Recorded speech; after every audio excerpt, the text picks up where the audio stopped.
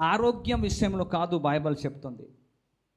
విడుదల అంటే, డెలివరీస్ అంటే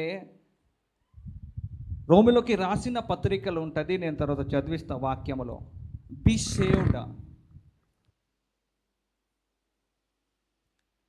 బీ సేవ్డ్ అంటే ఏంటంటే లైబ్రిటీ అంటే బీ సేవ్డ్ అంటే, సేవ్డ్ అంటే ఏంటంటే విముక్తి, స్వతంత్రము, స్వేచ్ఛ.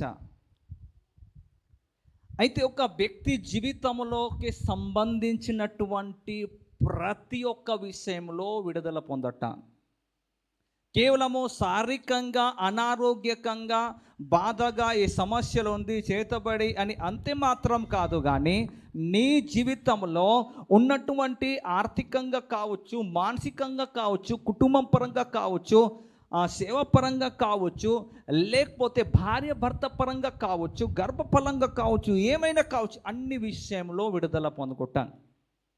అందుకు బైబిల్ ప్రకారముగా విడుదల పొందుకోవటానికి రహస్యం ఏంటంటే, మనం ఇక్కడ దావీదు విషయంలో మనం చదువుకున్నాము. ఆ దావీదు దగ్గర అనేక మంది వచ్చాడు. అక్కడ కొంతమంది ఇబ్బందులు వాళ్ళు వచ్చారు. చూద్దాం ఆ ఇబ్బందులు కలిగినటువంటి వాళ్ళు.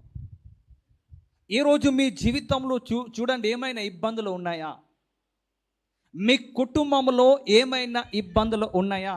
ఎవరైనా ఒక్కడు చేతి లేపి చెప్పగలుగుతారా, నాకు ఏమి ఇబ్బంది లేదు అయ్యగారు అని? వాళ్ళు అన్నీ మంచిగా ఉన్నాయని చెప్పగలుగుతారా? ఇబ్బందులు ఉన్నాయా? రెండోదిగా తర్వాత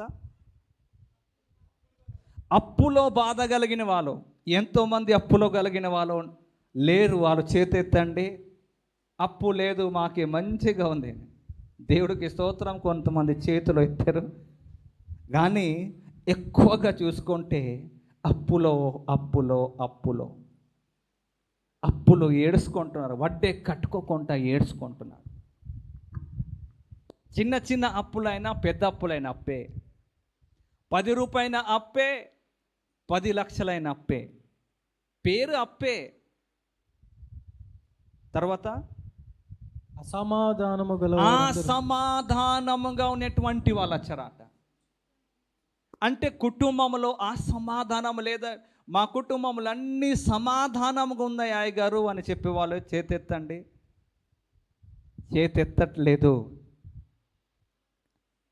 ఈరోజు అది దేవుడు, అదే వాక్యం నీ కొరకే అని నేను అనుకుంటున్నా. ఈరోజు పరిశుద్ధాత్మ దేవుడు మీకు ఇచ్చున్నాడు. హల్లెలూయా. అయితే దావీదు వచ్చినటువంటి ఆ వ్యక్తిలో కానీ వాళ్ళు ఎవరు అంటే, ఆ సమాధానంగా ఉండేటువంటి వాళ్ళు వచ్చారట, అప్పులో ఉన్నటువంటి వాళ్ళు వచ్చారట, తర్వాత ఇబ్బంది కలిగినటువంటి వాళ్ళు వచ్చారట. అప్పుడు దావీదు హిస్టరీ ఏంటంటే, అప్పుడు వరకు దావీదుకి దేవుడు చిన్నప్పటి నుండి ఆయనకి 14, 15, 16 ఆ సంవత్సరం వయసులో దేవుడు అభిషేకించాడు. ఆ దావీదు వాళ్ళకు ఆయన అన్నిటికంటే చిన్నవాడు. వాళ్ళ కుమారులు ఉన్నారు 8 మంది. అయితే ఆయన అన్నిటికంటే చిన్నోడు ఆయన దావీదు. ఆయనకి వాళ్ళ నాన్నగారు వాళ్ళకు ఒక అప్పగించారు, గొర్రెలు మేపోయా, నీవు మేకలకు మేపు అనేవాళ్ళు. కానీ వాళ్ళ అన్నయ్య వాళ్ళు ఉన్నారు. ఎవరు అంటే, వాళ్ళు సైన్యంలో ఉన్నాడు. సావులు సైన్యంలో ఉన్నాడు. వీళ్ళు సావులతో అప్పుడు రాజాగా ఉన్నటువంటి సావులు ఆ సామ్రాజ్యంలో వాళ్ళు గొప్ప సైనికులు ఉన్నటువంటి వాళ్ళు ఉన్నారు, వాళ్ళ అన్నయ్యలో. కానీ దావీదు ఎవరు అంటే, దావీదు అన్ని చిన్నవాడు. ఆయన అన్ని అంటే చిన్నటువంటి దావీదు ఆయన గొర్రెలు మేపుతున్నాడు. కానీ ఎప్పుడైతే సమూయేలుకి దేవుడు ఆ ఇంట్లో పంపించాడు అభిషేకించటానికి, నేను ఒక వ్యక్తికి నా హృదయం అనుసారంగా నేను ఎన్నుకున్నాను, వెళ్ళి నేను అభిషేకించమన్నాడు. అక్కడ పెద్దవాళ్ళు వచ్చారు, అందరూ వచ్చారు, కానీ దావీదు రాలేదు. అప్పుడు దేవుడు సాముయేలు అన్నాడు, ఎవరైనా ఉన్నారా ఇంకా? ఇది కాదు ఒకటి. ఫస్ట్ వాళ్ళు వచ్చారు, సెకండ్ వాళ్ళు వచ్చారు, థర్డ్, ఫోర్త్, 5, 6, 7th వాళ్ళు వచ్చారు. ఇంకెవరైనా ఉన్నారా అంటే, అవును ఒకడు చిన్నోడు ఉన్నాడు, ఆయన గొర్రె కాస్తున్నారు, ఎక్కడ ఉన్నారు, వాళ్ళకి పిలవండి.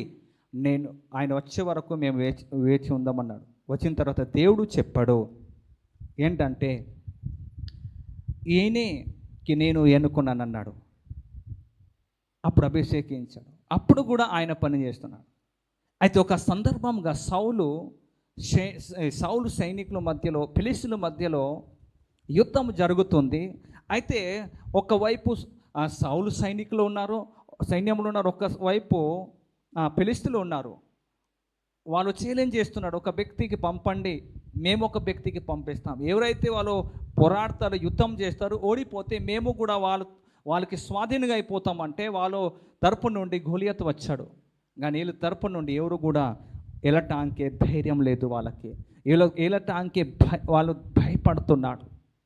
అప్పుడు తర్వాత ఎవరు రాకపోతే అప్పుడు దావీదు చూడటానికి వాళ్ళ తండ్రి గారి పంపించారు. మీరు చూసిరమ్మంటే వెళ్తే ఆ శబ్దం వినబడుతుంది, దావీదు శబ్దం, అక్కడ వినబడుతుంది గోలియత్ శబ్దం. ఆ శబ్దములు విని అందరూ భయపడుతున్నారు, గుహలు ఎక్కడెక్కడ దాగుతున్నారట. కానీ అది దావీదు వింటే ఆయనకి చాలా కోపం వచ్చింది.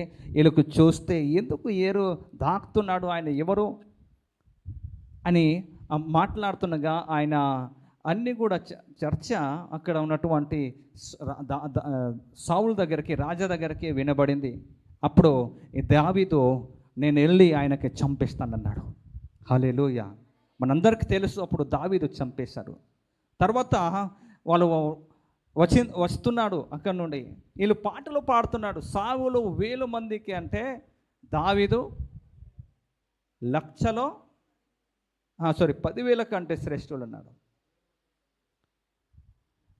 సౌలుకి ఒక్కటే అన్నారు, దావీదుకి ఎంత. అందుకు ఆయన సౌలు ఎప్పుడైతే విన్నాడు ఈ మాట, ఆయనకి కోపం వచ్చింది, ఆయనకి రోషం వచ్చింది. ఇప్పుడు ఈ అందరు ప్రజలు దావీదు వెనకలేకపోతాను భయపడి దావీదును మీద ప్లానింగ్ చేస్తారు, ఈయనకి చంపాలి.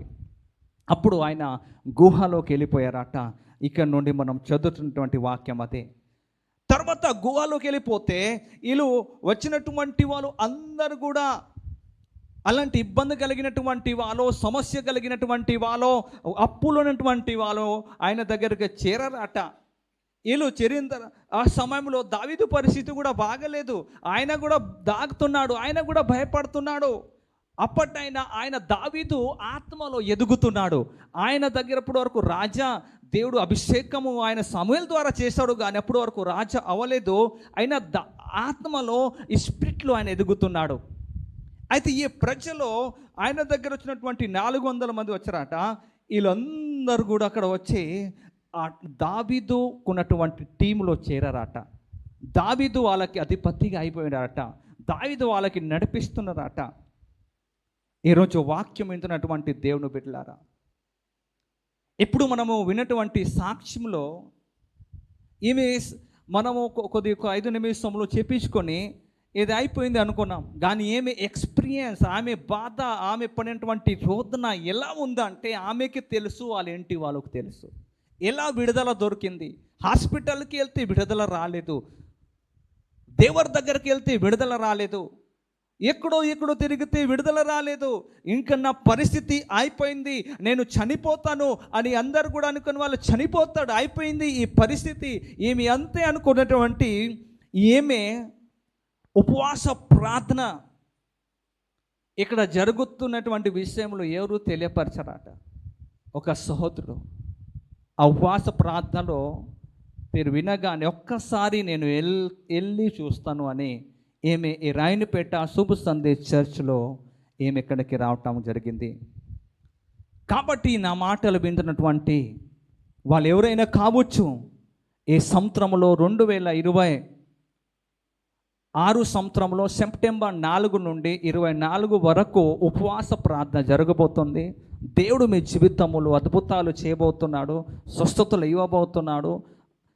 ఒకవేళ మీరు కూడా ఇలాంటి ఇబ్బందులు పడుతూ ఎక్కడో తిరుగుతూ విసిగిపోయినవేమో, అలసిపోయినవేమో, నీవే బాధతో ఉన్నావు, కానీ ఈరోజు దేవుడు మీకు పిలుస్తున్నాడు. ఈ సంవత్సరంలో వస్తే ఈ స్థలంలో దేవుడు కూడా నీకు విడుదలిస్తారని నేను ప్రకటిస్తున్నాము. హల్లెలూయా. అయితే ఏమి జీవితంలో చూసినప్పుడు అందుకు నేను చెప్పిన డెలివరెన్స్ విడుదల పొందుకోవటానికి ఈజీ కాదు. ఈ శరీర సంబంధమైన డెలివరెన్స్ ఇది. నీకు శరీర సంబంధమైనటువంటి బాధ నీ పక్కన వాళ్ళకి లేకపోవచ్చు. నీకు ఇంకా వేరే బాధ ఉండవచ్చు. నీవు అప్పుతో ఉన్నావేమో, ఇంకా కొంతమంది నీవు అప్పులు లేని వాళ్ళు, ఇంకా కొంతమంది మీ భార్య భర్త మధ్యలో సమాధానం లేనటువంటి పరిస్థితులు ఉన్నారేమో, ఇంకా కొంతమంది మీరు అనేకమైన చేతబడితో బాధపడుతున్నటువంటి పరిస్థితులు ఉన్నారేమో, ఇంకా కొంతమంది నీవు చెప్పాలంటే నీకు వేరే పరిస్థితి ఉంది, నీవు అప్పులో ఉన్నావు, నీకు మానసికంగా బాధ లేదేమో, కొంతమందికి నీకు కుటుంబపరంగా బాధ లేదేమో, నీవు కొంతమందికి అప్పులో బాధ ఉన్నావు, కొంతమంది ఆర్థిక పరిస్థితి అసలు బాగాలేదేమో, కొంతమంది జాబ్ కొరకు వెతుకుంటున్నాడు, మీరు విసిగిపోయారేమో, ఇంకా నీకున్నటువంటి కొంతమంది గర్భఫలం లేదేమో, కొంతమందికి ఇంకా అనేకమైన సమస్యలు ఉందేమో, ఏమైనా కావచ్చు. కానీ దేవుడు ఈరోజు నీతో మాట్లాడుతున్నాడు. నీ వల్ల నమ్మకము అయితే నీకు అసాధ్యం ఏం లేదని దేవుడు మాట్లాడుతున్నాడు. హల్లెలూయా.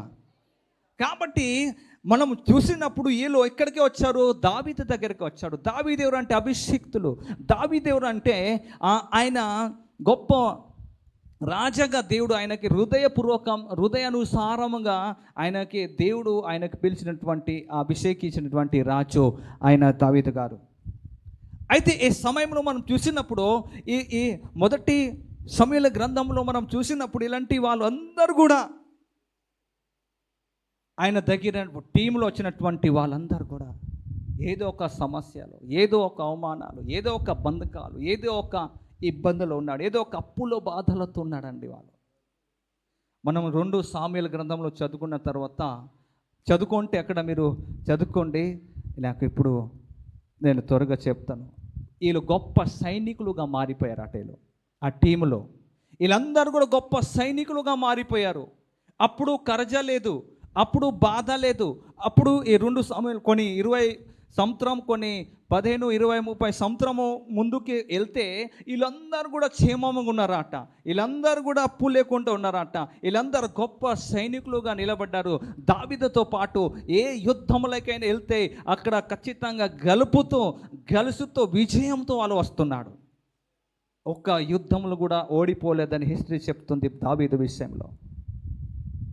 అందుకు ఈరోజు వాక్యం వింటున్నటువంటి దేవుని బిడ్డలారా, ఈరోజు నీవు ఎందుకొరకైతే విడుదల కొరకు చూస్తున్నావు, నీ కుటుంబము విడుదల కొరకు చూస్తున్నావా, నీ భర్త రక్షణ పొందుకోవాలని చూస్తున్నావా, నీ ఫ్యామిలీస్లో రక్షణ పొందుకోవాలని చూస్తున్నావా, మీ పక్కన వాళ్ళు రక్షణ పొందుకోవాలని చూస్తున్నావా, నీవు ఆర్థిక ఇబ్బందులు ఉన్నటువంటి నీవు ఆర్థిక నుండి నేను ఎప్పుడు బయటికి పడతానో, దేవుడు నన్ను ఎప్పుడు దీవిస్తాడో అని నీవు చూస్తున్నావా, ఎదురు చూస్తున్నావా? లేకపోతే నీవు చేతబడితో ఉన్నావు, నీకు బాధలతో ఉన్నావు, నీ కుటుంబంలో ఎప్పుడు భయంకరమైన పోరాటము, కుటుంబంలో నీ తల్లిదండ్రితో ఉంటున్నా, నీ ఫ్యామిలీతో ఉంటున్నా, కుటుంబంలో ఏ ఒక్కరికి ఏదో బాధ ఉంటే కుటుంబాలు అందరూ కూడా ఫేస్ అవ్వాలి, కుటుంబం అందరూ కూడా ఇబ్బంది పడాలి ఒక వ్యక్తికి అటాక్స్ అయితే అలాంటి పరిస్థితి నీ కుటుంబంలో ఎవరైనా ఉన్నారా? నీ భర్త భయంకరమైన తాగుబోతుగా ఉన్నారా? నీవు విసిగిపోయినావా, అలసిపోయినావా? లేకపోతే నీవు భయంకరమైన ఇబ్బందులు, అప్పులో ఉన్నావా? ఎలాంటి పరిస్థితుల్లో ఉన్నావా? ఎలాంటి బాధలో ఉన్నావా? ఇబ్బందులో ఉన్నావా? నీవు ఎదురు చూస్తున్నావు, ఎప్పుడు నాకు విడుదల జరిగిద్ది, దేవుడు నాకు ఎప్పుడు గర్భఫలం ఇస్తాడు, దేవుడు నా పరిస్థితులు ఎప్పుడు మార్చేస్తాడు, దేవుడు నా జీవితంలో ఎప్పుడు అయితే దేవుడు మాట్లాడుతున్నాడు. దేవుడు